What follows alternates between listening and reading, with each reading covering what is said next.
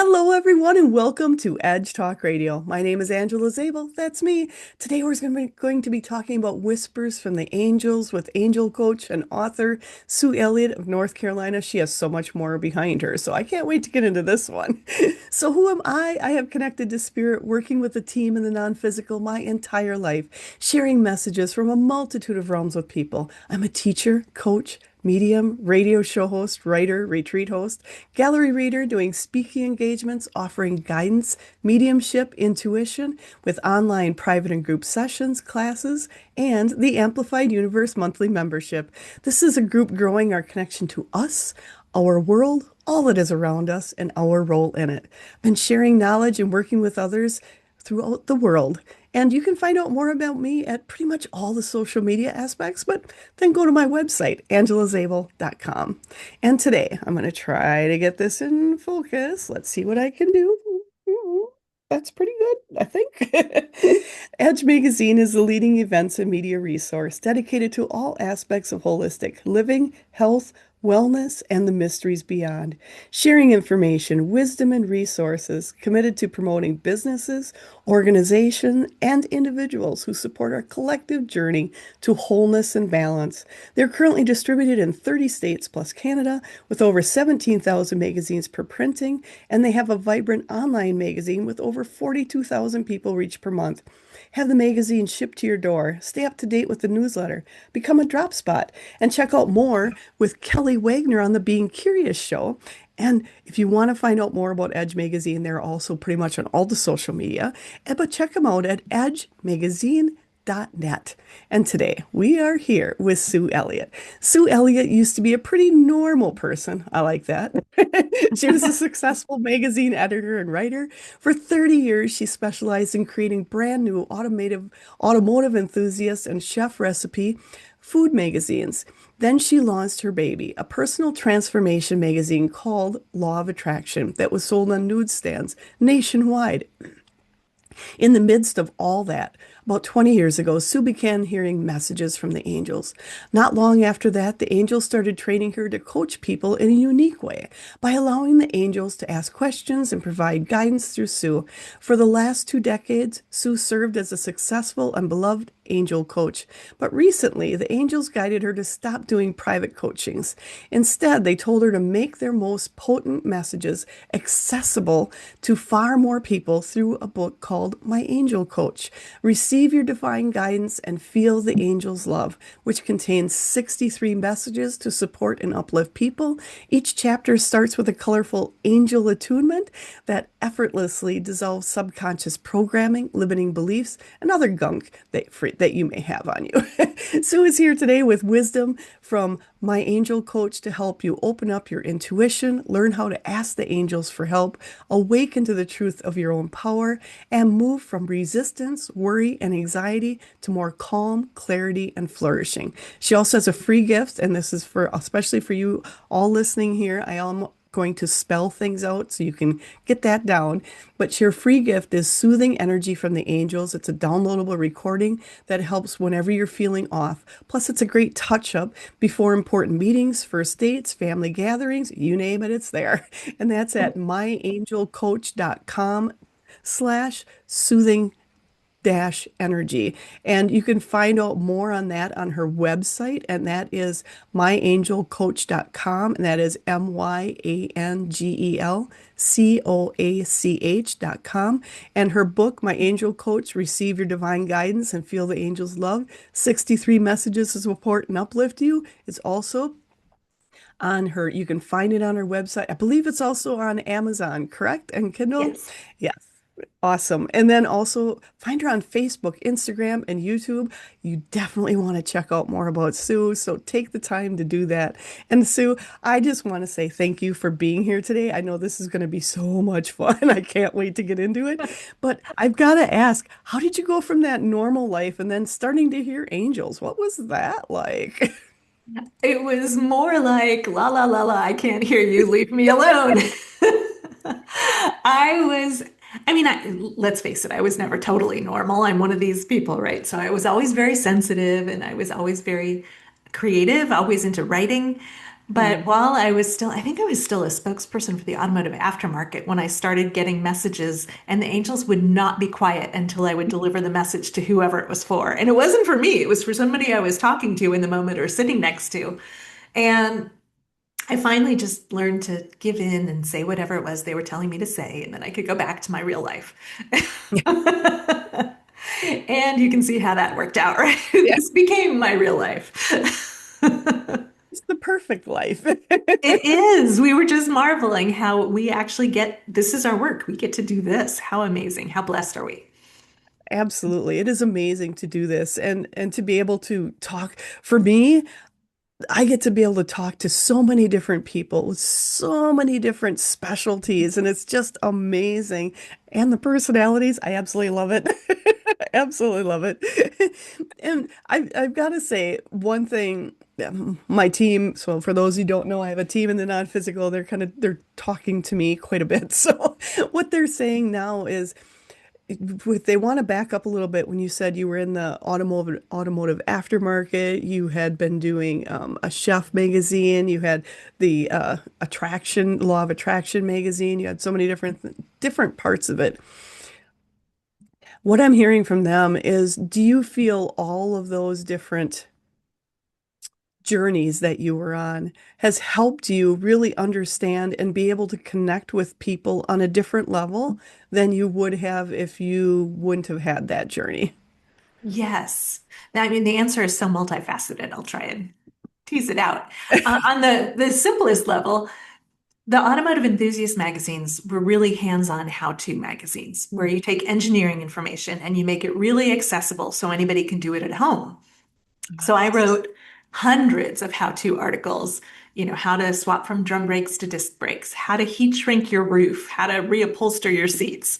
And so taking that complicated material and making it fit in a 3 or 4 page article and taking the pictures and writing the how-to captions really helped me hone in on saying things succinctly and clearly and what was important. And it also helped me get over my ego because when I started doing this, while I loved cars, many times I was in some expert's shop and I would have to point at something and say, "What do you call that?" Like, what is that thing? And I so, was wondering about that journey. yeah, I was super into it, but I didn't know everything about everything. Yeah. And I couldn't pretend because then when I got back to my desk, I wouldn't be able to write the article, right? So Right. this was before you could look everything up on the internet. So Yeah, I literally had to exactly. ask the experts We're to not dating leave each their other. shop. We're not dating each other right now. Oh no, But but we're it was probably about before the the same. internet. Maybe it existed, but we didn't use it yet. No. And along those same lines, like chef recipe food magazines, those are how-tos also. I mean, they were recipes. It's step by step how to cook something. And ironically, I don't cook, but that made me an amazingly good recipe editor because I knew when there were missing steps. I didn't know how to get from step 3 to step 4, so there must be something missing there. So all of this was really good training to take complicated or conceptual information and make it super accessible to people. Yeah. And I always wrote in a very conversational style, like it was like talking to me. And so that's what the book is like too. I have a lot of longtime clients who've been saying, it's just like getting a private session from you. I feel like you were talking to me the whole time. Like, yay, that's exactly what we intended. I think that's really important though, to I love the idea that you didn't know how to cook, you didn't know everything about cars, but because of that and that curiosity and wanting to get it down where someone who doesn't understand it completely can follow it step by step. I think that's so important, and I believe it really helped you as you moved into the angelic realm. But I really feel that really made a difference because you're working with people because as you were going through it, they were talking to you and you were sometimes wanting to push them away and not wanting to listen, but but they were talking to you, but you had to find a way to even give the messages. And now, as you've gone into the angel realms and doing your angel guidance, your angel coaching, that's been, I feel, such a big help to you because you're doing it in a way of, what if these people have no concept and have not had a connection with them? And I feel that has been such a big change and a big, I'm just my team is saying they want everyone to understand anything can be learned, anything can be understood if it's done in a way where it's step by step you can understand it. And that's something you have been so clear about in helping people out. I love the automotive background because I'm just going to say a little segue. When I was growing up, my dad and a lot of my brothers were mechanics, and so my first thing is when they gave you when I got a car, it was here's the book on how to fix it. You take care of it and you fix it. So I've changed engines and transmissions and everything else in between. I love it. That's awesome. What was your first car? I had a 1968 Dodge Monaco. Fun. I It love was it was fun. It was big. It was a tank. And it. it was I think it was like almost 20 years. I don't know how old it was when I got it. It was older. It was sitting there. So it was older, but it was a tank, but it worked well and I had to work on it different times. I had to work on other vehicles I had, so it worked out well. What was your first car? It was a 74 Chevy Nova with a Oh, 352 barrel.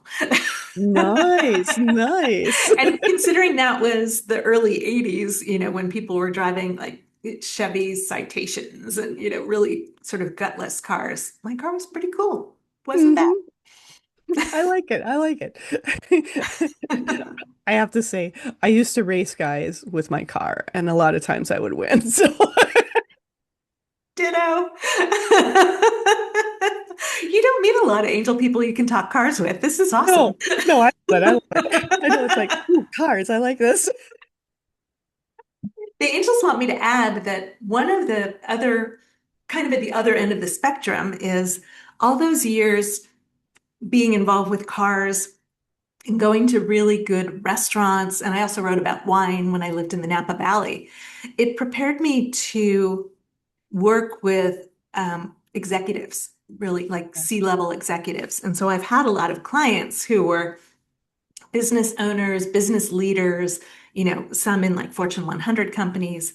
And that background worked on so many levels because it was when once we would talk about food and wine and places I'd traveled and, maybe whatever kind of cars they were into, there was a sort of, oh, okay, I'm interested in what you have to say now. What do you do?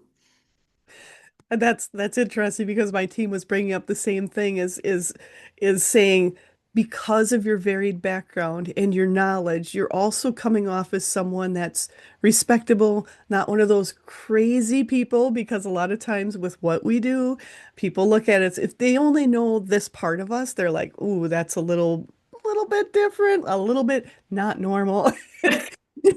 But once you can meet someone on that level plane of understanding all these different aspects with the chefs, with the wines, with the cars, you're able to have conversations and also show you do have knowledge. You're not just the woo-woo person who is just kind of out here flying on left field. And it builds the respect and the credibility. And I'm finding, and my team is saying, that's why you're seeing so many people who were in positions of dealing with a lot of people, having respect, having a lot of knowledge, because they need people, and they're saying those out here, they need people who are coming from a space of we are normal people. We are not way out here all the time, walking on air, walking on water, but we know what we're talking about, and we are all here to bring that respectability into this field. And I think that is so important. I'm seeing so many people with such varied backgrounds, but also that carry so much respect in what they've accomplished in their normal life. I'm so glad you're seeing it too. And yeah, there are a lot of people awakening in all areas of life. And those people in leadership positions have the ability to affect thousands, tens of thousands, hundreds of thousands of people every day. And And so there are some of us who don't present very woo-woo, so that we're more palatable for them, relatable for them, and have had experience. Like I've had experience working with big publishing companies. It's pretty corporate. I can speak corporate. And I think that's something so important is moving forward because there's a lot of people, and my team is just saying there's a lot of people out there that are in jobs, places of higher respect, and they hate to use the word higher, but you're working amongst other people where they're also having experiences like we have had, and as we're going to be getting into the show more, where they've had these experiences and trying to find a way to bring both of those worlds together to find a way to be able to talk to people without going, oh man, if I talk about that, I could lose my position where I'm at because it's going to be too out there. And there's still a lot of fear and a lot of critiquing with people that do the things in our field here. And so it's really good to bring that out. So to get people more comfortable, to be much more comfortable working with their angels and working with those on the other side and all the other realms and just understanding who we are, consciousness. I think Yes. that's important. And you started hearing the angels about 20 years ago, but you weren't hearing things before that, were you not? What happened? What's going on between then and the 20 years? I need a little fill-in on Am that. I getting ratted out by your team? Yeah, you're getting ratted out. So when I was little, I used to have dreams. I was maybe 6 or 7. I used to have dreams, and then the exact thing I dreamt would happen in school the next day. And it totally freaked me out. So I turned that off pretty early on. So I could have had a very different unfolding if I had been more open to it. But, it's a free will planet. And so they backed off at that point, gave me some space to experience more what it was like to be a normal kid. And that brings up a really good point.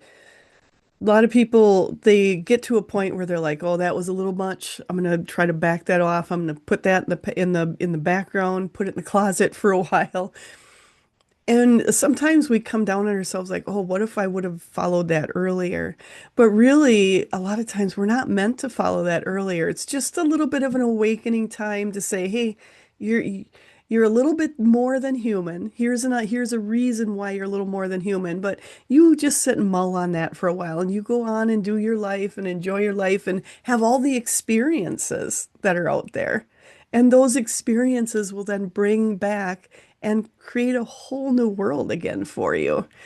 And as you started doing that, because you said about 20 years ago, they got a little loud. How did that happen? A girlfriend of mine decided to have a girls' tea, a ladies' tea, for her birthday. And we had so much fun. We did it at a tea house. And we had so much fun that we decided to meet every quarter, the whole group of us. And the tea house eventually shut down. So we started meeting at a psychic fair that had a little tea shop next to Oh, it. So we're sitting outside the tea shop, and one of the ladies who I don't really know, I only know her from this group, said something about I can't afford whatever. And the angel said, tell her not to say that ever again. And I was like, I can't do that. I don't even know this person. Who are you? And they wouldn't shut up until I finally grabbed her hands and said, I'm getting a message for you. Please don't use the words I can't afford. And she looked at me kind of weird and was like, okay. Then I could hear the conversation again and get back into what we were doing. And it was less awkward after that first time, but slowly over time, they began to show me the kinds of things I could do. So I was at an event in wine country actually one time, and a woman had arthritis in her finger, and she was busy. It was all like C-shaped, it was crooked. And she was busy telling my friend all about the things she couldn't do anymore because she loved to do like needlework and stuff, and it was her right hand. Wow. And for whatever reason, I felt inspired to take her hand and like gently stroke it. And all of a sudden, I felt kind of a clunk, and her finger went back to perfectly straight. And my friend saw Wow. it, but this woman was so busy telling her story of not being able to do what she likes to do that by the time she was done, it had gone back to being crooked. So we got out to the parking lot. My friend was like, what just happened in there? It's like, well, apparently I can heal people by touching them. And if they're not ready to receive it, they won't. That's something so important for people to understand. The energy is there, the ability is there, or not the ability. My team is saying not the ability for the people to step into that change is there. But if they're not ready, they're not ready, and that's okay. But sometimes it's to witness what's possible if they're ready. And that's something where you saw the finger actually change, go back to its normal state. But they were so engrossed in their own story that it changed it right back. Yes. And is that something, so for me, a lot of times my team, Angelic, the whole ball of wax out there, they've been telling me how important the words we speak are. What have you been getting about that, about the words we speak, and what does it cause? Can it be helped? Can you change? Is it just being aware to be able to make changes? What's your thought on it? Oh my goodness. This is my favorite topic ever. To the point that when I was in my early 20s, I wanted to get the license plate word woman because I'm so about words. So there are some things in this book about word choice, right? Here's what the angels want to say. We have the ability to transform our inner experience of things by the story we tell ourselves about whatever it was. Mm. And that's 100% malleable. We can change that story anytime we want. And the thing the angels want to share is if we're telling a story that doesn't feel good, and believe me, I still do this. Everybody having a human experience encounters We're hu things that make us we're go, human. ew, yuck, I don't want that. Yeah. Um, the minute we feel any relief when we're changing the story, we know that we've made a profound inner shift. Oh, So, for example, I had a client a few years ago who was getting divorced, and his daughter was in college at the time, and she was really angry. She blamed him for the divorce. And when he came to us, he felt like he was estranged from his daughter. He was heartbroken. He was resentful. He was, all the flavors of upset that you would expect a father to be when his daughter was lashing out at him in anger and blaming him and didn't want to talk to him. And as we just gently pulled the threads there, we got to the place where he changed his story from I'm estranged from my daughter hates me, to my relationship with my daughter is tricky. oh, And the love minute that. he found the word tricky, he laughed out loud. He felt so much relief that he literally laughed. And he was like, oh, like lots of things are tricky. Learning to ride a bike is tricky. Learning to do algebra is tricky. And we master all those things. We're able, well, maybe math not so much for you, Maybe but not it's algebra. okay. Yeah, I'm not there with the algebra. Okay. For some of us, boiling water is tricky, but we can do it eventually. And the thing is, it's really about feeling that relief. And laughing out loud is an even better sign, right? It's better than just, oh, that felt lighter. It's like, ah. So they want us to notice when we use words like, I can't afford that, that's definitely anchoring us in lack consciousness. Yes. Likewise, you've probably talked about this with other people, but they want to draw our attention to any sentence that includes I am. I am chronically ill. I am, Mm. you know, not X, or I am too Y, right? The minute we say those things, they just want us to notice. Like we don't have to stop the flow of conversation and edit ourselves out loud in the moment, but they want us to sort of make a mental note and explore that. Like, is that true? What if? And they want to go here with it. When we were each created by the divine, unique, not just on this planet, but unique in all the cosmos. And we were born into cultures, families, neighborhoods, schools that wanted us to be more like your sister or more like the cool kids, or at least not as incredibly dorky as we were. And and they taught us comparison from a very early age and preference, right? Who's your best friend? Which is your favorite color? Ooh. What's your favorite food? So they want us to not give ourselves a hard time about any of this. It's where we were born. It's what we were born into. There's an energy soup here. Yes. And they want us to just give it to the angels, right? Okay, angels, for 45 years, I've believed that I'm too X. I'm too I'm out of shape. I'm too chubby. I'm too tall. I'm too short. I'm whatever.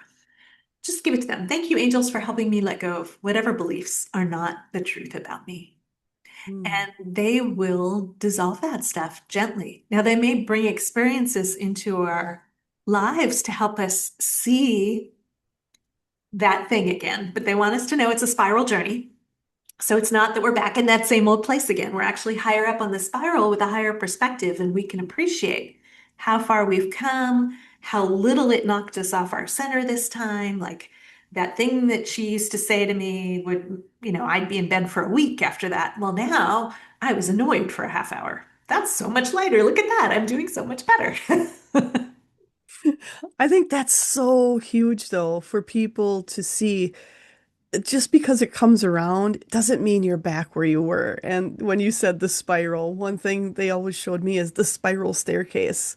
You can still see where you were, but you're not there anymore. You're just observing it, but you have a totally different perspective and you're changing your perspective. And that's so, so key as we go forward. And I love when you brought up like who's my best friend. You don't even realize when you said that, I'm like, oh my gosh, you don't even realize, even since we were real young, you were you were like this path of choosing who's my best friend, who's my best teacher, and you're categorizing and getting these strong beliefs because now if they're your best friend, that means, well, what does that all entail? I have to treat a best friend this way and they have to treat me this way and it has to last for this long. And oh my gosh, if a best friend goes away, what's wrong with me? And I like how you said it because it made me realize there's so much more that has been taught and ingrained on us that we didn't even realize. We didn't even realize. And the people who did it were well-meaning. They weren't trying to cause gunk in our system, but nonetheless, it creates judgment, it creates comparison, it creates so many of the things that we use against ourselves later. And I think that's the biggest thing is understanding it creates a space where we are almost fighting against each other all through our life as we're looking at these beliefs. And now I've got to ask, we're in a different energy right now than when we were younger, and this energy is totally different.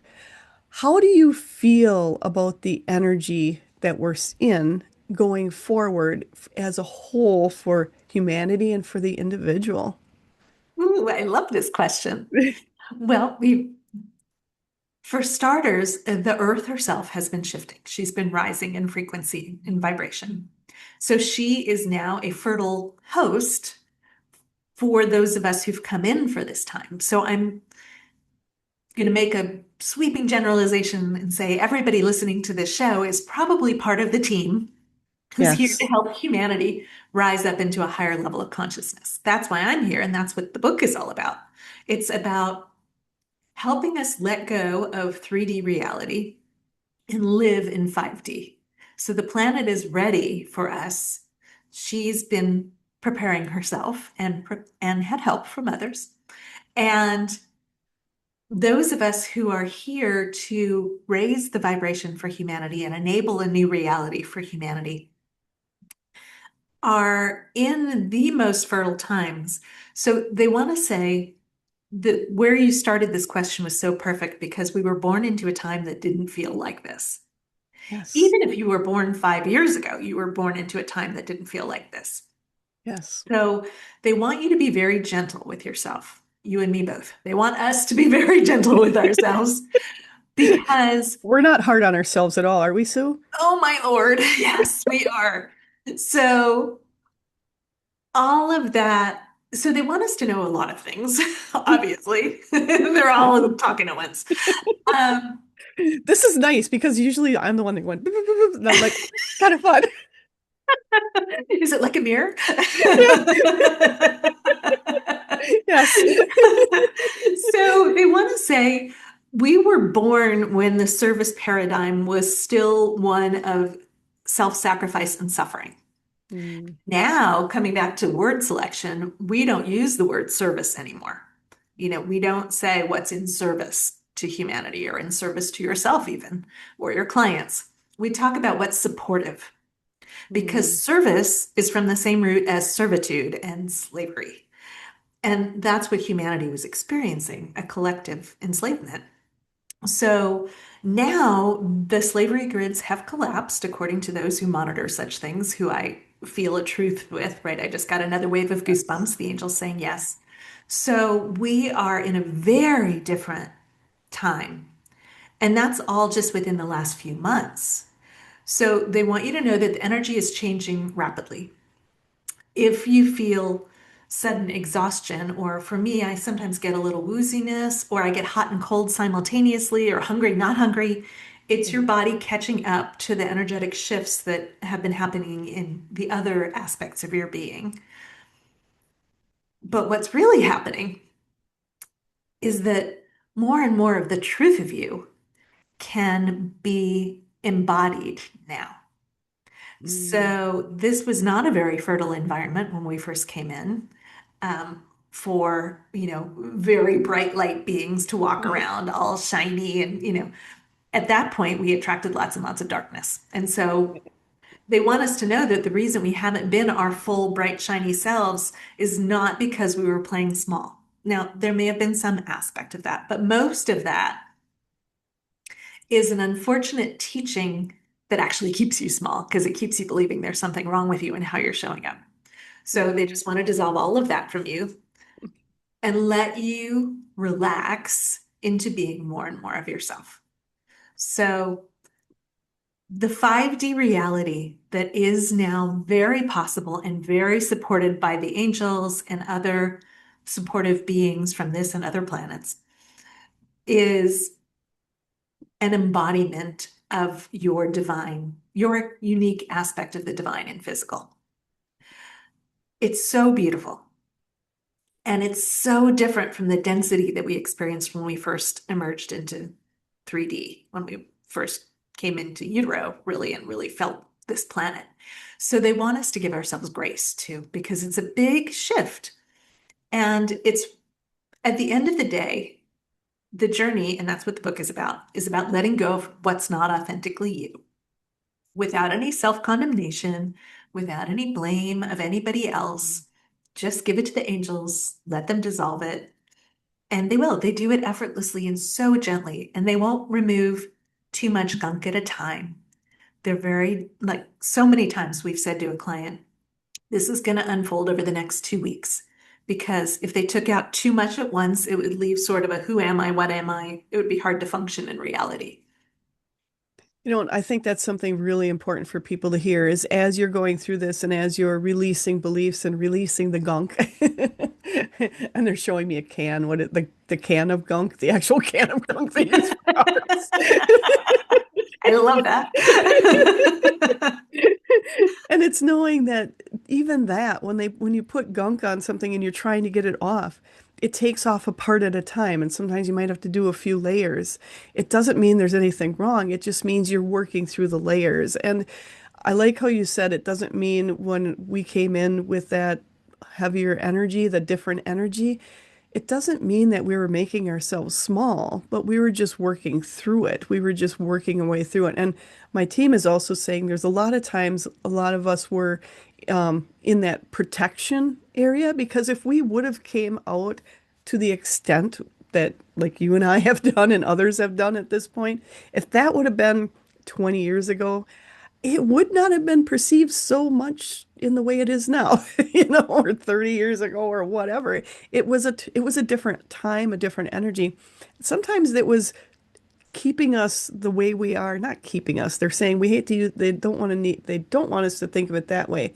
But you as a divine soul were keeping yourself protected. It was your bubble of protection you had around you so you could navigate the world still keeping your light, but you're not going to. They're showing me. They're doing all kinds of car references, like buffing out the car and stuff like that. I love it. They're saying then it got to the point where you could start buffing yourself. You could start letting your shine come out because you knew it was the right time. And I think that's so many times. I mean, I myself look back at things and went, oh man, what if I would have, done things differently or came done earlier? But my team also said, but then you wouldn't have had the experiences you had. And for me, it was so important for family to be there for family and when our kids were growing up to be the mom there. And I knew if looking back, if I would have had a lot of this happen earlier, I mean, not that it wasn't happening, but I didn't bring it out into the open. If I would have let it come out in the open earlier, I wouldn't have had the time that I wanted with my kids, and that was important too. And is that something you've discovered as you've looked back too? Absolutely. And I've had some experiences that were not pleasant in the moment Yes. and that made me question why couldn't I see that coming? Right? Like, because I was already in this part of my journey, I'd already come out of the closet as talking to angels. And and then I got into relationship with a narcissist. But if I hadn't been in a relationship with a narcissist, I would never have been able to help people who were because it's just different, right? It's a different kind of wounding. And usually they just want to say that they put me in that situation and then they brought me probably 15 or 20 clients who were dealing with either being in a relationship or having just come out of a relationship with somebody who is with narcissistic personality disorder. I don't mean it like in the colloquial. And some of those relationships where it was boss. So because a big part of what I'm here to do is help transform the experience of work. That I love how you brought that in because this is about the changes not only in ourselves but in our workplace. And I love how you said when you had an experience, then all of a sudden all these people with the same type of experience came in. I've had the same thing where it's like I went through something and it's like all of a sudden all the clients I had all were not every single one, but a good majority were all dealing with that same thing. Because of that, like you had come from a place of understanding it at its core and being able to talk from experience how to move through it. That's so key going forward. Because a lot of people are like, well, you've never experienced how can you talk on that? But I like how that happens. And then the other part of it is bringing this into the workplace because for me, let me know what you and your angels say, but for me, it's been there's changes coming in all facets, all realms of society, of everything we know that we thought is true that we're going to discover is not true. But another part of it is bringing this supportive energy into the workplace, into governments, into everything where people are not trying to take advantage of others, where they're doing it from a space of love and support for other people. Is that something you've been hearing, seeing, experiencing? What's your take on it? Yes, yes, yes. Uh, so, so before I even take another step, the angels are saying there's a whole section in the book about being unconditional love for yourself first. Very And they true. want to start there because all the problems we see in the world come from a lack of self-love. Yes. People who don't love themselves and don't feel lovable do all kinds of things. They act out in all kinds of ways across the spectrum, right? Needy, clingy at one end, desperate for validation and feeling safe and secure. And at the other end, manipulation and control and domination in order to feel safe.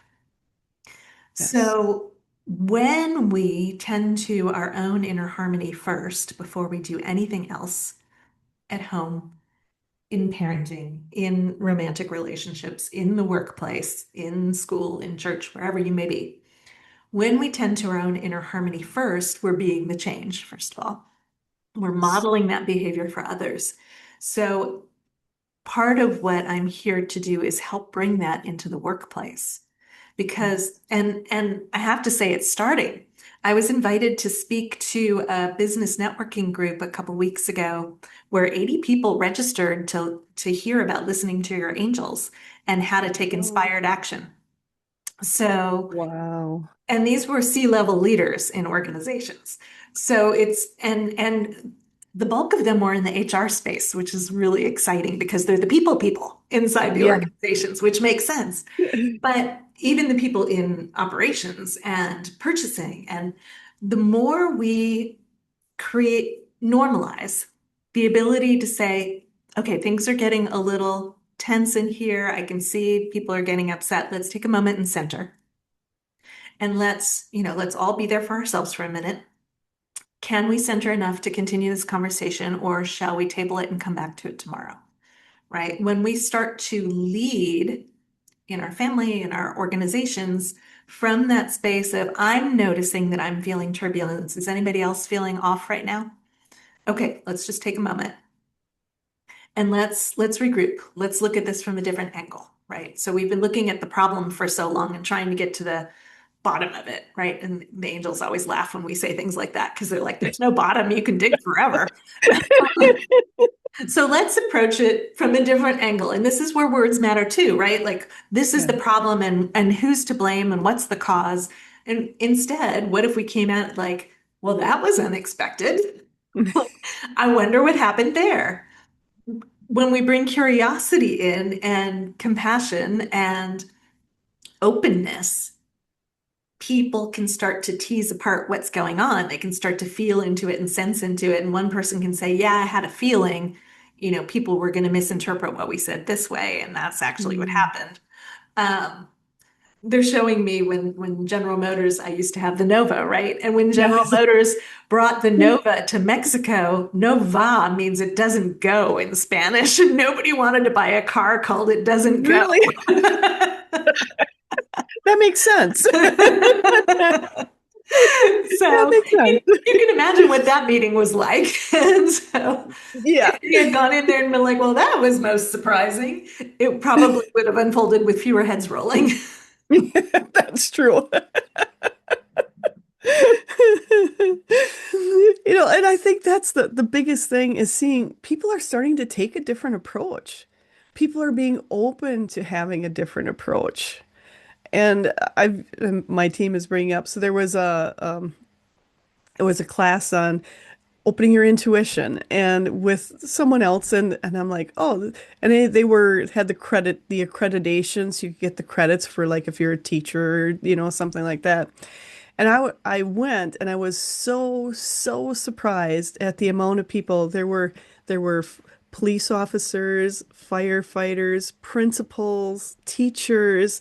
There were all of these different genres of employment that you wouldn't think would be part of this, that we're all opening up to just being in touch with your intuition.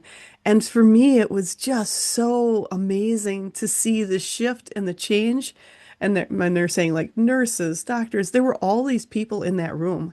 And it was amazing to see the difference. And like for you to do the angel class, for them to want, for so many people in positions that can make the change, to see that shift in the people that are open and willing to go, is there a better way than what we've been taught and what we've learned?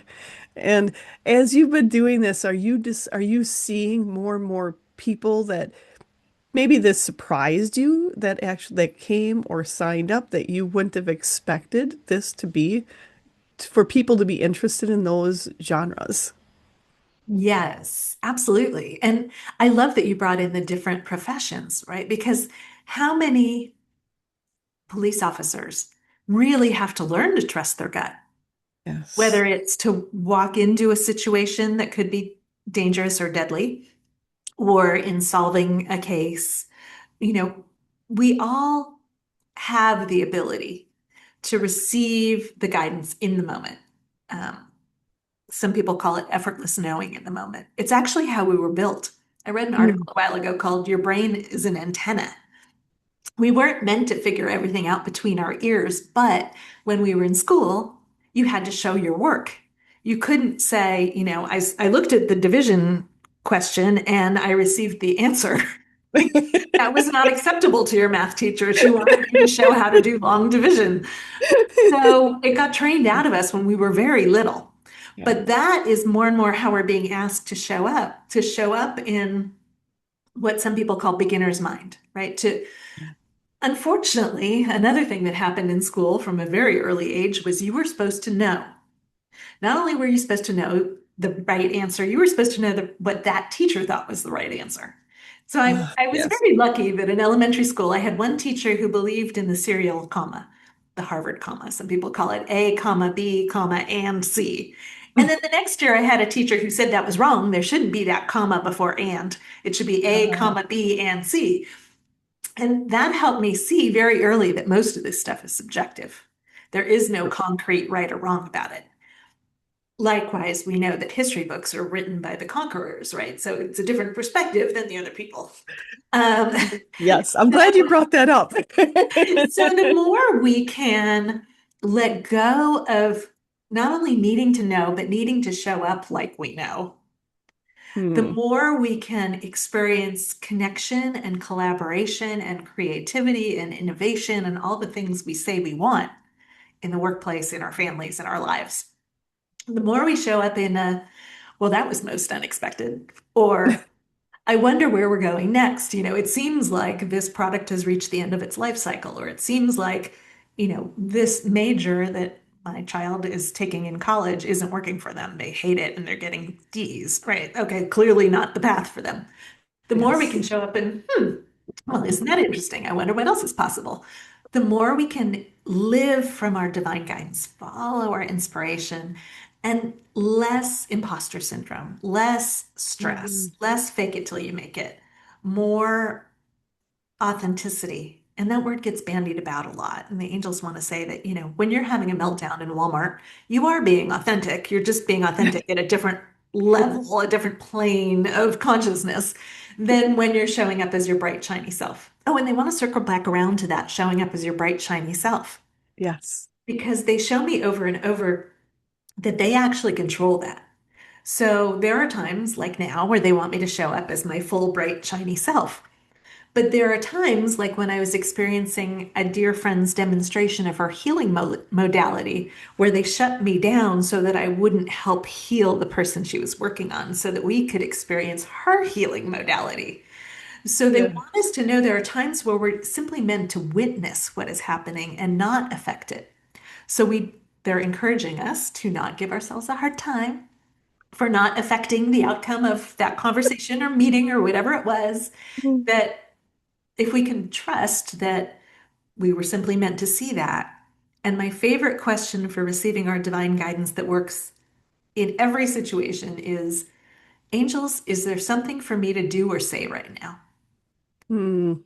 So they want to say about 85% of the time the answer is no.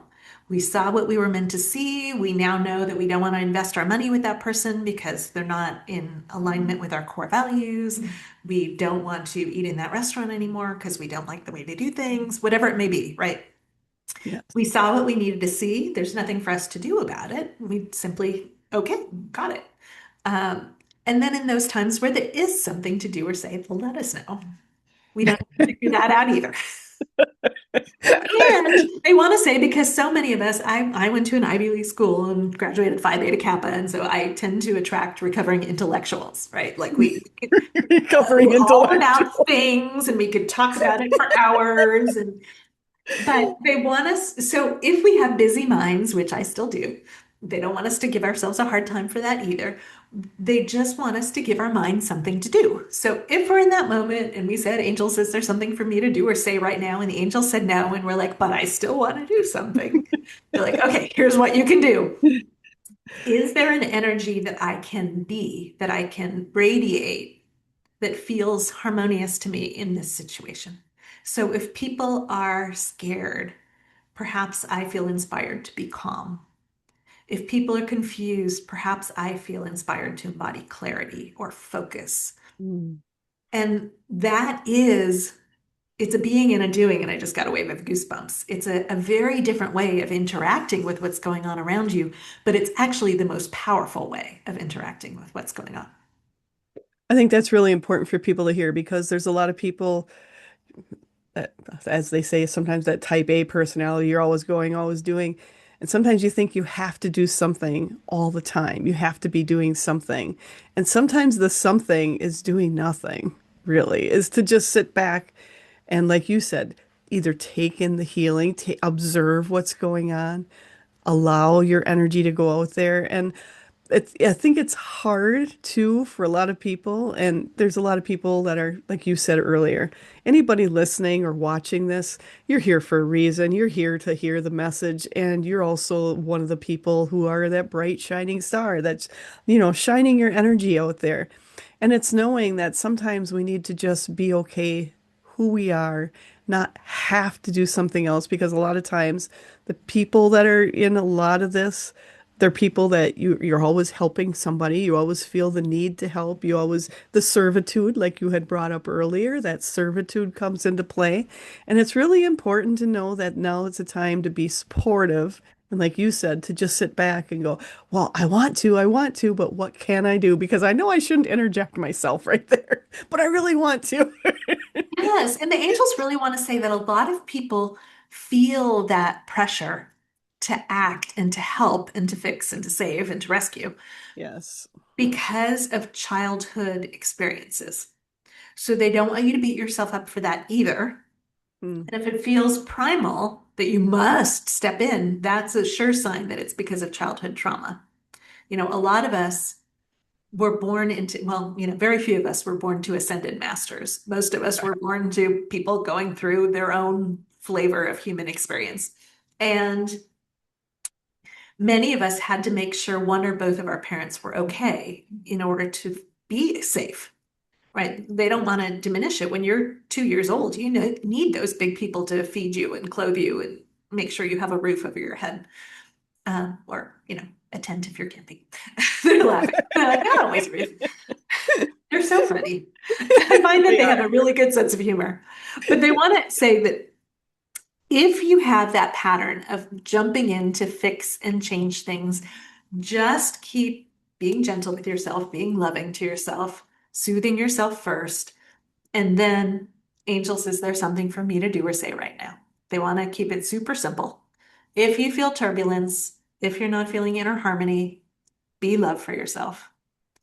Then ask that question. That's all you have to remember. I think that's really important, though, to really be the support for yourself, love yourself as you're going through this, and understanding that not every path is where you're supposed to be. You're not supposed to be interjected in everything. Sometimes, like you said, with even being in relationships where you have narcissistic people around you, and you're going, what did I do? And it's like, well, sometimes you're there just to learn, just to understand. And there's one thing, so there was one thing you talked about in your book. I think it was page 13.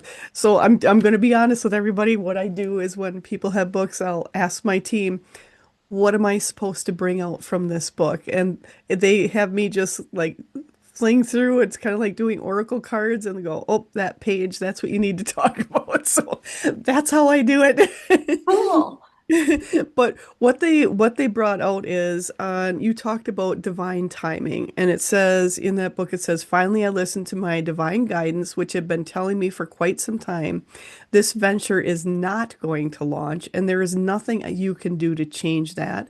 And once you finally got the message, your next steps were to clear, and you stepped away from a project and replaced yourself with someone who could joyfully support the founder exactly where he was on his journey. So this is what you were working with a company, a founder, a CEO, and looking at it and going, this project just isn't going to work. We need to take a different direction.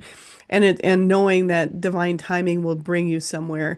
So when you were, and this is something my team wanted to bring up because it's been coming up a lot with timing, divine timing, not necessarily our timing.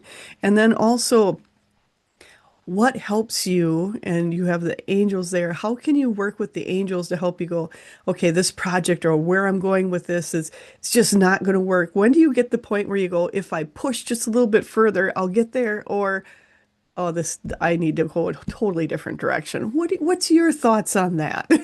I love that question. So they want to say that when we feel that we're pushing, stop. Mm. So, and I felt a sense of urgency over the weekend, and that is a clue, right? When you feel urgency, I'm not saying that I don't get this stuff just as much as you do. That's why it's easy for me to write about because Right. I've been We're there. human. Do as I say, not as I do Yeah. sometimes.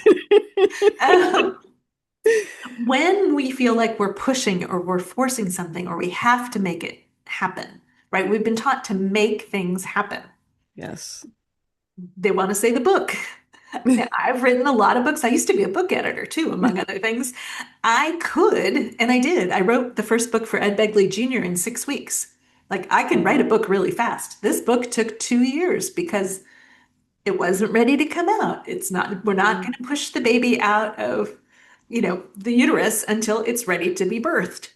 It doesn't Yes. help anybody if we rip open the chrysalis before the butterfly's wings are fully formed.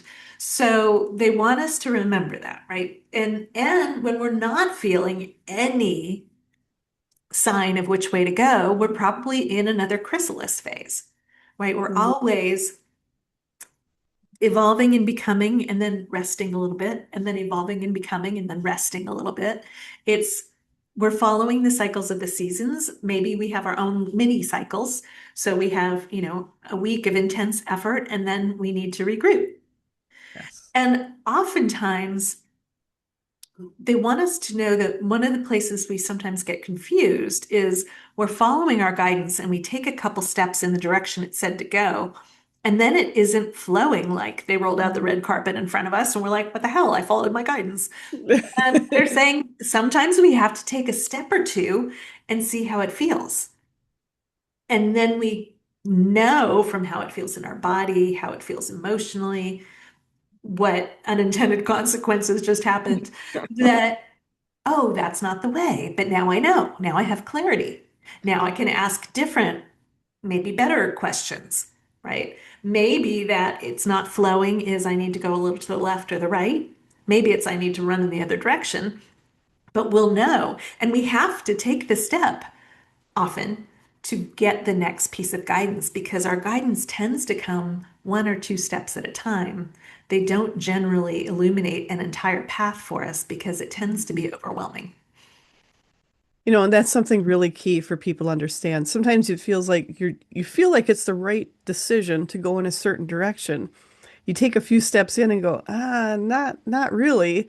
And it's okay to go, oh, I was here to understand maybe what I don't want or what's not going to work. And now I know if I try to bring some of that into what I really want, none of that's going to work. So it really is a way. A lot of people are like, oh my gosh, I went the wrong way. No, you didn't go the wrong way. You went the exact right way because sometimes you have to know what doesn't work in order Yes. to find what does. It's so important.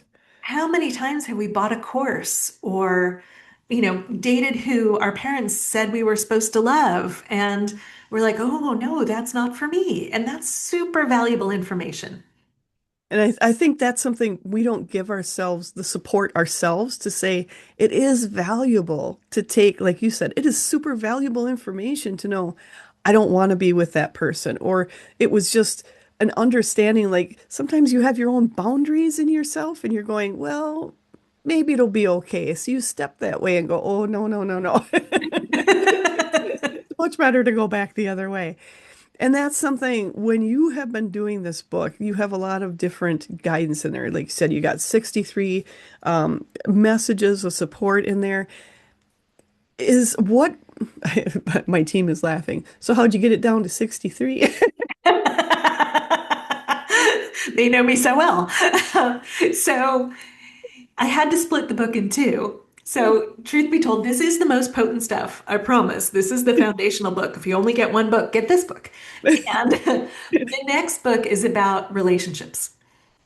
There was originally a section on relationships and a section on enjoying the journey, and it was just too much. And everything that was more conceptual, less practical, we pulled out of the book. And then we were able to split some of the things in two because right before I was ready to publish, I had one of those aha moments where I went, or more like a smack your forehead moment, where I went, oh, I never really explained what we mean by unconditional love. We only talk about it for the entire book. Maybe there should be a section on that. So Mm. as I pulled a bunch of content out, and not because we don't love you and we didn't want to give you everything, but because the Right. book would have been too expensive, frankly. Because it's color throughout, it's a little more expensive than most books of that size. And it's funny, people keep telling me it looks like a magazine inside, which the first time I heard it, I was like, of course Huh. it does, because I I did wonder magazines for why. 30 years. And so I would have liked for it to be one of those special numbers, right? Like 111 messages from the angels, or 101 even, or 52 weeks of angel messages. But no, it was 63, and I just had to get over myself again and be like, okay, 63 it is. All right. 63 creates a number nine, and that's all about endings and beginnings. So, what a perfect number, I think. There we go. It was numerology, and I didn't know. Yes. Of course, they knew.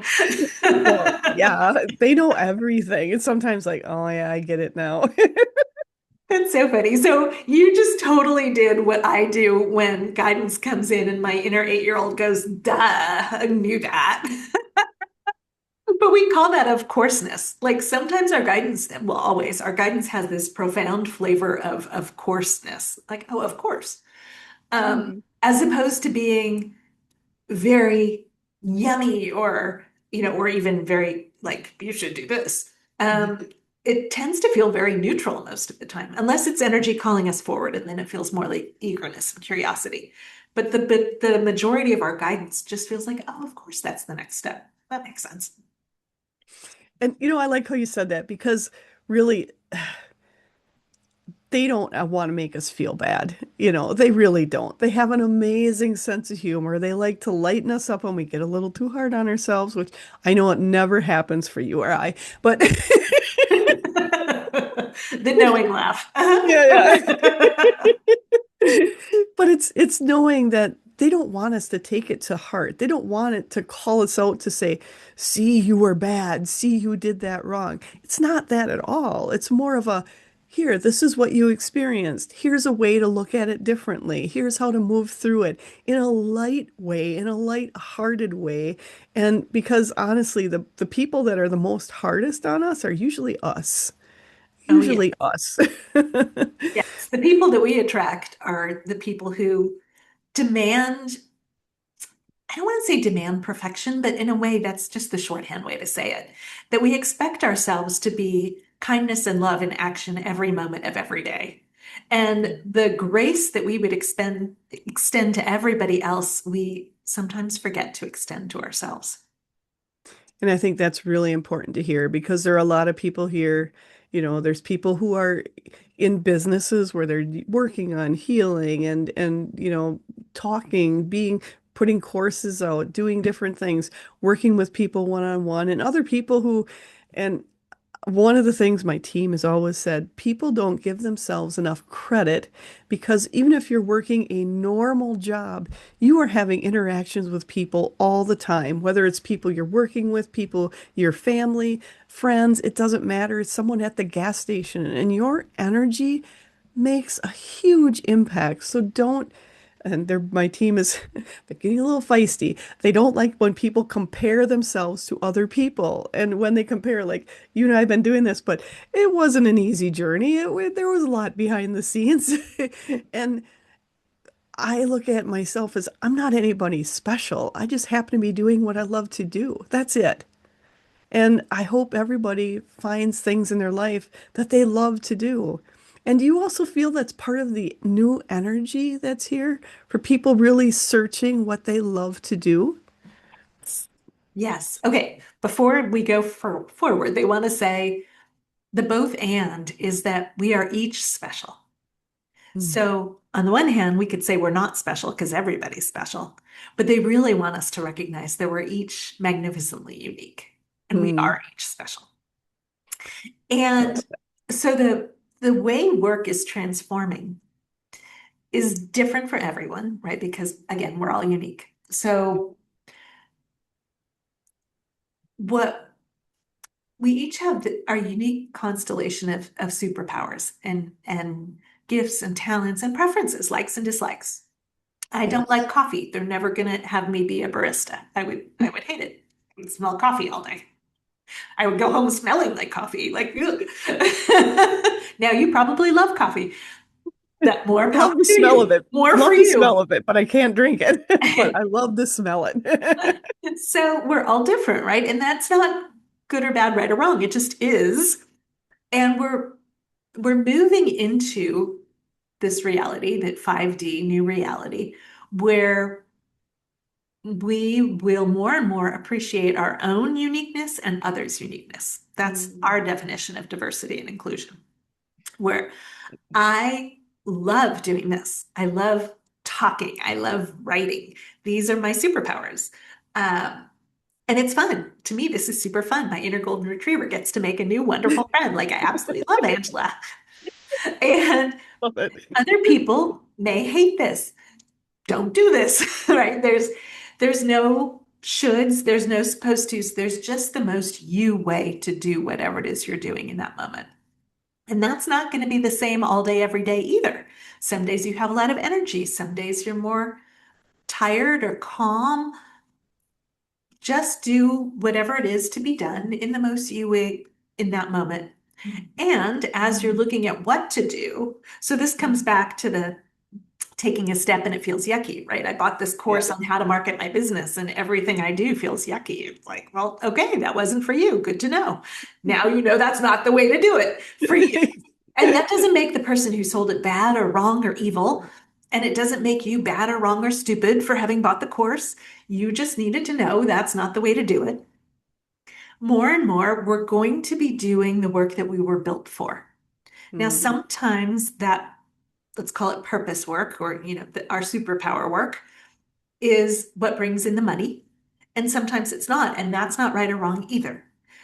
right. Some of us love to do that maybe in a volunteer way or in the way that we parent and help people make it through childhood without so much of the gunk. Uh, Mm. there is no right or wrong way. And what you said about our energy is so powerful. It may be that you walking into the bank and smiling at the teller that day and having a little chat about what she was wearing saved her life. Like you don't know what was going on behind the scenes, but the angels do, and they will put you in the right place in line to be with that teller at that moment. So, talking about divine perfect timing. And sometimes you standing in line in front of that person behind you, your energy field transformed something going on in their world, and suddenly life didn't feel as awful. So they want you to know that sometimes your purpose work is standing in line at the grocery store or the bank, is being stuck in traffic in that particular spot so that your energy field overlapped with the cars around you. They can put you in the perfect place in the perfect timing to be supportive of other beings that you'll never know, you'll never meet. So they want you to know how much they love you and the contribution you make simply by existing and breathing. So if you've been putting pressure on yourself to find your purpose and do your purpose work, please, please be gentle with yourself. They want you to know you've been doing it all along by cooking the food with love, by going to the grocery store and handing a coupon to the person in front of you, or letting them scan your discount code so that they could get money off their purchase without having to give somebody all their information. They want you to know that they can use you every moment of every day in the most profound and delightful ways. And that we may not know because we're not meant to know everything. It would be a lot to know, it would be overwhelming. So, the way work is going to transform is moment by moment and interaction by interaction. So, sometimes it means you stay in that corporate job that maybe felt soul sucking last week. But this week, as you're going there and you're being loved for yourself first, maybe you're starting to transform your department or the whole building. So when you're in going into those situations that feel soul sucking, they really want to say, ask the angels to condition the space for you before you get there. And if Mm, you start to feel turbulence again, ask the angels to come in and recondition the space. Oftentimes they fill it with the energy of our own essence because that's so supportive for ourselves. But sometimes they may fill it with the energy of a deceased loved one who is particularly nurturing or whatever would be most supportive for you in that moment. And if you forget, and we do, and you start to feel off, like give yourself a timeout, excuse yourself from the meeting and go to the bathroom. If they don't want to let you out, tell them you're going to throw up, and I promise they will let you out of the meeting. That's one way to get out of the meeting for sure. Like you are not a prisoner, they will let you go. And so being love for yourself first, and then doing the things that light you up. So as you're in that maybe soul sucking position at a company that you thought you were going to love and that does have potential, you may hear somebody in the elevator talking about a position opening up in another department or on a different product that you would love, right? So as you're more able to be present because you're being loved for yourself, the angels will connect you with opportunities. So you don't have to figure it out. You don't have to make drastic changes, though you can. But we promise you that you are so supported right now. And if you are in a position that's really harmful to you, you also are so supported that they encourage you to liberate yourself if that is what needs to be done. Mhm. I love that. I love the fact that they're there and it's taking the time to just step back, taking that time to take a breath and to look at it differently. And I like the when you're in a soul-sucking situation to look at it a little differently and ask for help. You're not there. Okay. So my team is giving me this visual of like everybody in a when they'd have like malt shops or the malt shakes and everybody's sucking that last drop where it's just and they're showing like the whole place is everybody's sucking that last drop out. When it gets there, you need to ask us to help refill that cup. There you go. And I've been in buildings where they were energy vampires. The entire building sucked the life out of everybody inside of it. And on the days where I forgot to ask the angels to, wrap me in an angel bubble before I walked in, I would come out just like the tube of toothpaste that somebody had taken the knife and squeezed every drop out. And when you encounter that, when you discover like, oh, I let myself get sucked out to this. I let it happen. I walked into it, I felt it, and I let it take hold of me.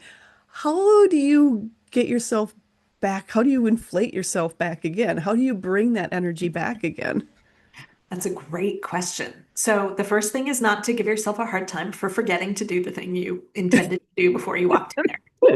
And they want to say, like, sometimes we feed our energy to others Mm, because it was really necessary. yes. They actually want to go back to the in utero thing. Many of us took on some of our mothers' burdens in utero to Mhm. enable her to be able to parent us, to be able to make it through the day. We sometimes still do that as we move through the world. So they want us to be very gentle with ourselves. Sometimes it was what was really desperately needed, and we didn't think to let the angels do it. So we're always cutting cords. I imagine you do this too. Energetic cords connecting us to other people. Whenever we do that, the angels continue feeding energy to that other being or entity. It just no longer comes through you. So that's one thing you can do. Ask the angels from now on, you feed the energy to the building or the company or the project. It doesn't have to come out of me. And be so gentle with yourself. If you're feeling like that empty tube of toothpaste, give yourself whatever nourishes you. If you can't think of anything, take a nap. The angels often will bring you guidance in a dream or in a thought upon waking. Uh, if you get the most, nourishment from petting your dog or petting your cat, by all means. If it really nourishes you to laugh, watch funny goat videos or comedians you love, um, certainly on a soul level and likely on a conscious level, what will fill your cup again. And if you Yes. don't know, use the angel delegation statement. Thank you, angels, for filling my cup again. Thank you for taking care of me. Thank you for taking care of my energy levels. Thank you, angels, for taking care of everything. I love that because a lot of times they hear so many people when they get in those situations, then they're coming down on themselves like, oh my gosh, what did I do? Why didn't I recognize it? Why didn't I take care of it earlier? And they're coming down on themselves and then wondering, how do I get myself up? And like you said, sometimes if you can't find a way out, lay down and take a nap and recharge yourself that way. Find something that is going to enlighten you for the moment because it is so important. We take care of ourselves. We have this support, this amazing support, and that our teams, our angelic teams, and all the other ones that are there, they're all there supporting us. It's us taking a little bit of that heaviness off ourselves and knowing we do have a support team.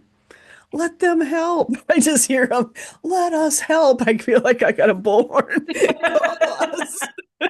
Yes, yes, the angels want to say it's a free will planet. So they're always helping, but they can do so Yes. much more and so much more, obviously, when we ask. So ask. And they want to jump in and say over and over again, there's nothing too small, there's nothing too big, there's no such thing as asking too often.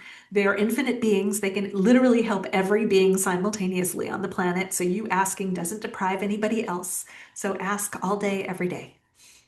I think that's really important to hear because I hear a lot of people are like, well, there's other people that need it more than me. There's other people that need help more than me. And it is important to know everything is important. Whether you need help finding a pen in the moment to sign a paper, it's like, where is the pen? Or if it's something big like, oh, I've got a paper to sign. Is this the right thing to do? Can you help me if I go through this? How do I feel with it? So big, small, getting a different car, use them.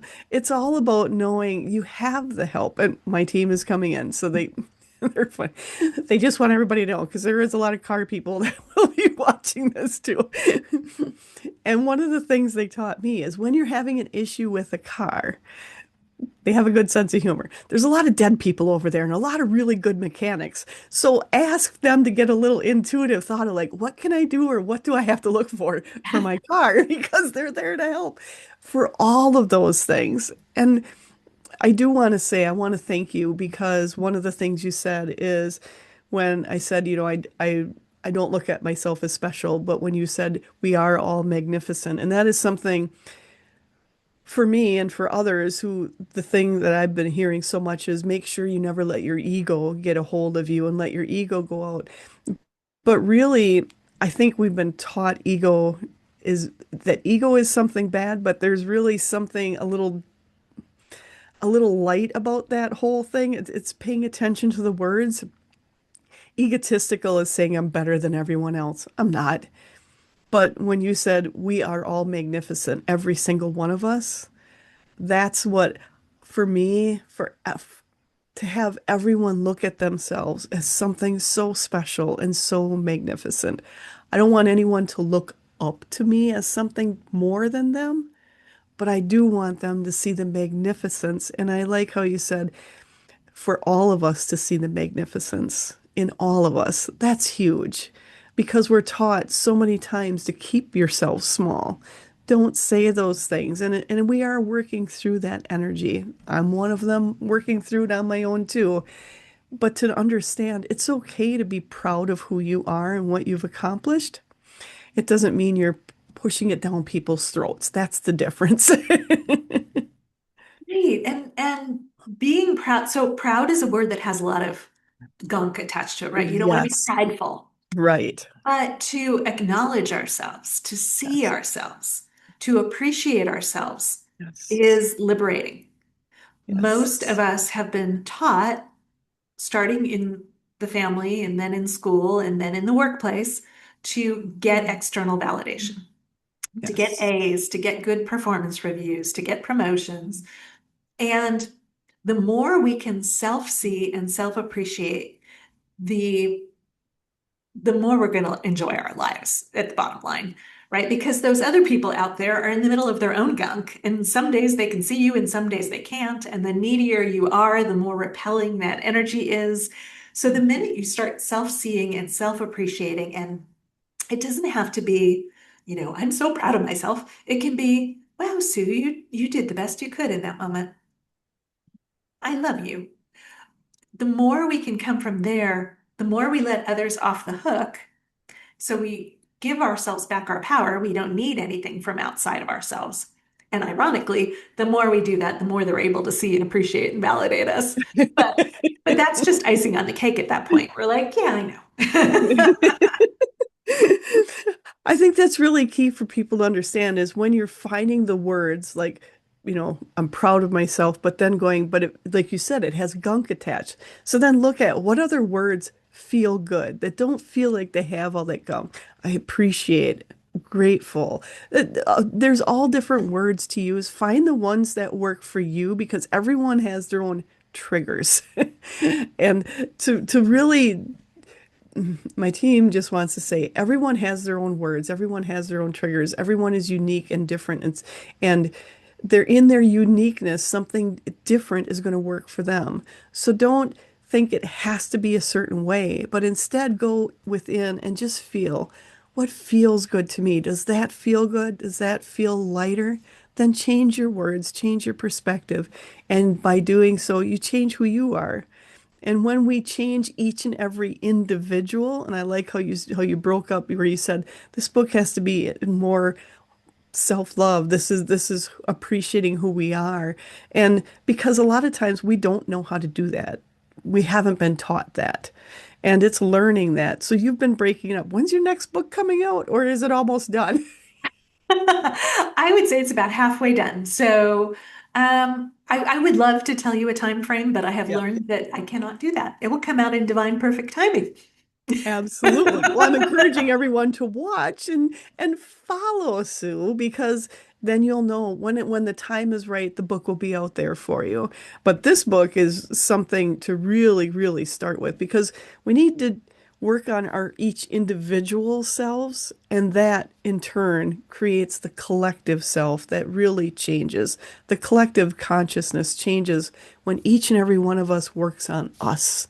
We're the main we're the main part of everything. And my team always laughs at me because I'm okay at math, but I'm not a genius at math. And so I always have a lot of times Archangel Metatron, who is all about math, will work with me. And they think it's just hilarious. They're like, have fun with that one. But I found their sense of humor is really good. For everyone to have that more personal connection with all the angelic realms, the other realms that are out there, the other universes, this is a time to open that up. And I know we went a little bit longer, so I want to be cognizant of our time here. But I want to ask, is there something you'd like to cover before we close today? Oh gosh.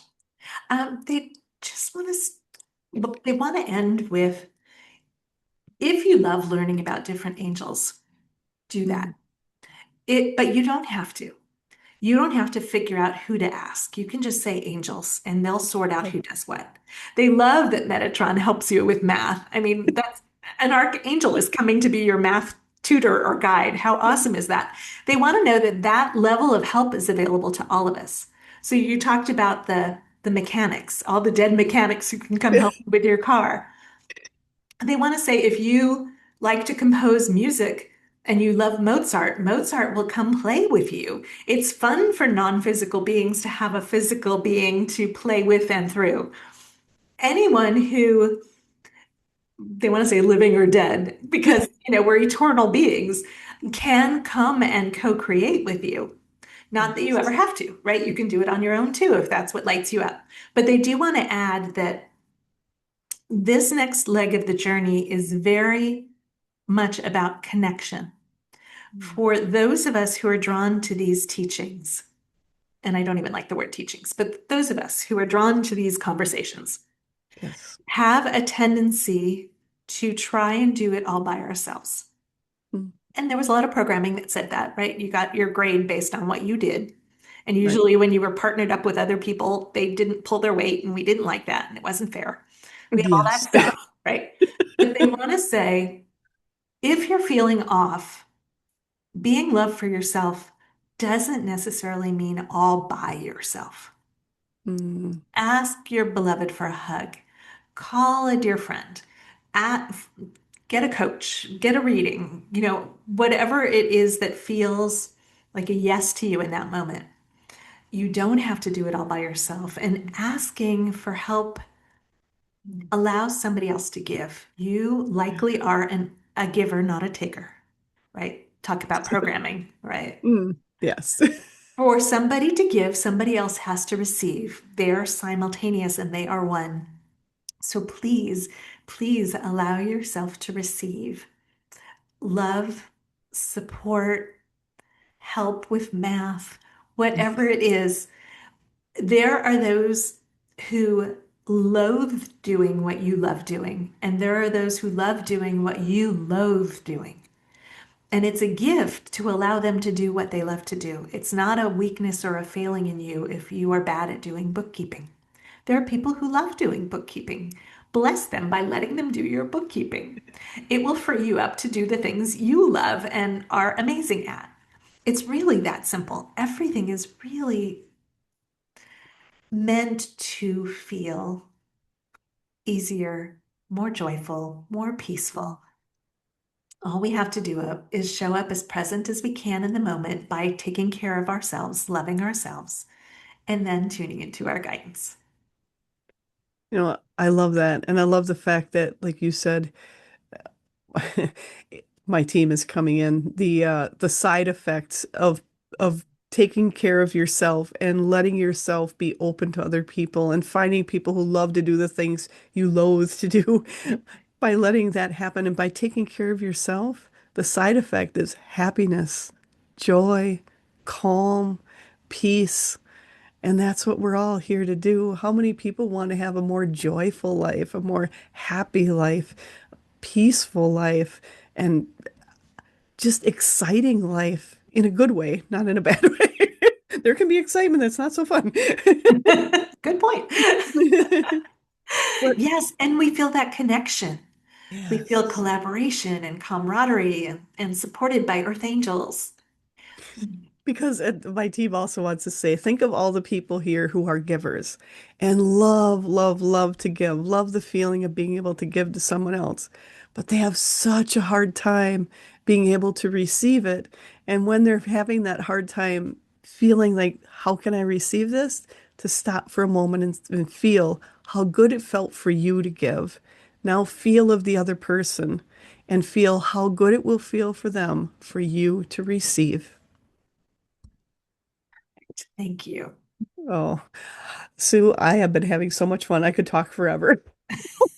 Exactly. Yes. I didn't even notice how long we had been talking. It's been amazing. It's so much fun.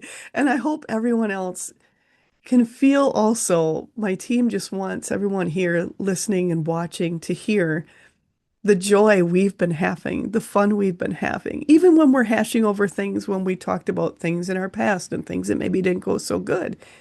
We're still looking at it and being able to laugh about it and change.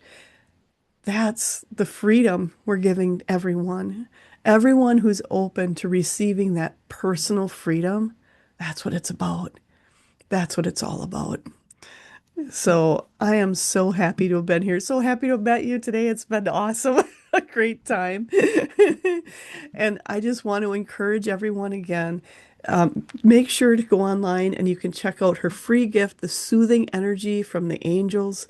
And it's a downloadable recording when you're feeling off. And I've got to say, the energy going forward, going to be a little ups and downsies. So there may be some offsies.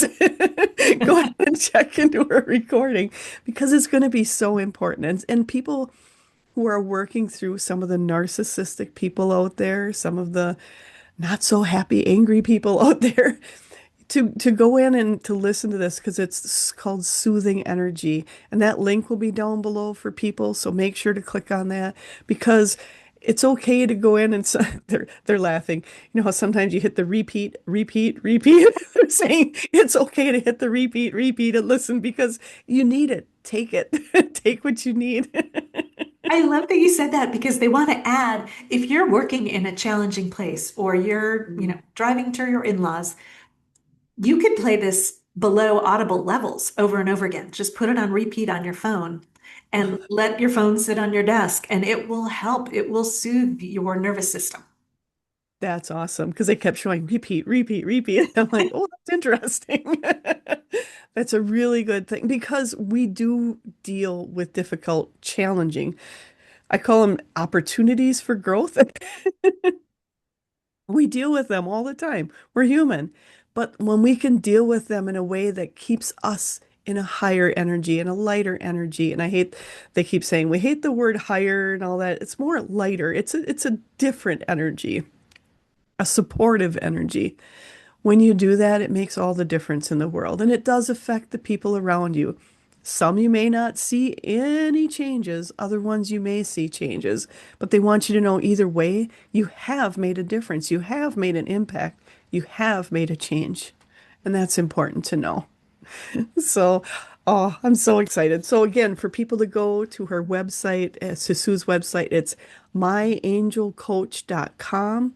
And also on there is myangelcoach.com and the Angel Coach book. You definitely want to check out the book, the 63 messages. And it is so, I just know my team has showed me different snippets, and it's so filled with everything that can help and support us moving forward. Because there's a lot of times we feel like we've been going through everything alone. There's no one there for us. People don't understand.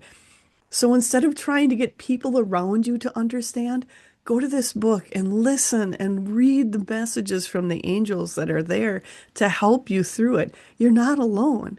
Take the help, take the support, and that's so important going forward for all of us. We are all going to need the community as we go forward to know we are all on the right track. It is going to be a beautiful world as we go forward. We're already creating it, so step into it fully and enjoy listening to my angel coach. And you definitely check it out. It's my angel coach. Receive your divine guidance and feel the angels' love. And the 63 messages to support and uplift you. You are definitely going to want to check that out. It is beautiful. I know it's beautiful because I keep hearing they're like perfect, perfect, perfect energy, perfect divine timing for this book. So thank you so much, Sue. I appreciate you. And again, check her out also Facebook, Instagram, and YouTube. And check out all she has to offer. It's beautiful. Check it out. So, Sue, I want to thank you again. Thank you for being here, for sharing your energy, sharing your heart, sharing your knowledge. I appreciate it, and I appreciate you so much. Thank you. Oh, thank you. Likewise. And then to remind everybody, make sure to watch the next episodes of Edge Talk Radio. They're on the first and third Wednesdays of the month, 7 p.m. Central Standard Time. And if you've missed any past episodes, no worries. You can find them on either my YouTube channel or Edge Magazine's YouTube channel. You can watch them there. They're also available as downloadable podcasts. So check out all the ways, all the amazing people. I can't wait for you to check out this beautiful life we are stepping into. And Sue is just part of that journey. And I am so happy to have you here. Thank you so much, Sue. And Thank for you. all of you out there, thank you all for listening, expanding, and amplifying our universe together. Thank you and have an absolutely amazing day.